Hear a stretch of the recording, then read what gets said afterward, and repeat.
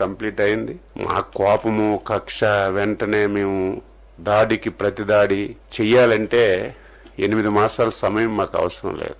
మేము ఒక డెసిషన్ తీసుకున్నాం. చంద్రబాబు నాయుడు గారి ఆధ్వర్యంలో ఎన్డీఏ ప్రభుత్వం దాడికి ప్రతిదాడి అనేది రాజకీయాల్లో మంచిది కాదు. లాస్ట్ 5 years ఇలాగే చేసి రాష్ట్రం తీవ్రమైనటువంటి నష్టాల్లోకి వెళ్ళిపోయింది. ఈ 8 మాసాల్లో మేము ఈ చెవులు ఆ చెవుల్లో దూది పెట్టుకున్నాం. మా కార్యకర్తలు తిట్టినటువంటి తిట్లకి మనం అధికారంలోకి వచ్చాం. 5 సంవత్సరాలు నరకం పడ్డాం. ఊచకోత కోశారు. మీరు అధికారంలోకి వచ్చి ఏం చేస్తున్నారని మమ్మల్ని కార్యకర్తలు బూతులు తిట్టినా సోషల్ మీడియాలో తిట్టినా సరే దాడికి ప్రతి దాడి అనేది మంచి విధానం కాదు.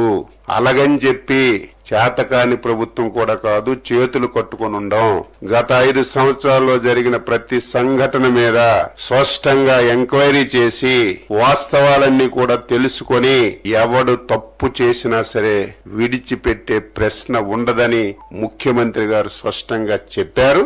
అదే జరుగుతుంది. కానీ కక్ష సాధింపు చర్యగా మేమేది చేయడానికి ఇష్టపడం, భవిష్యత్తులో కూడా ఉండదు. కానీ తప్పు చేసిన వాడు తాత్కాలికంగా తప్పించుకొని తిరగొచ్చు తప్ప ఏదైనా ఒక రోజు చట్టానికి లోబడి శిక్ష అర్హుడవుతాడు. ఈ రోజు కూడా అదే జరిగింది.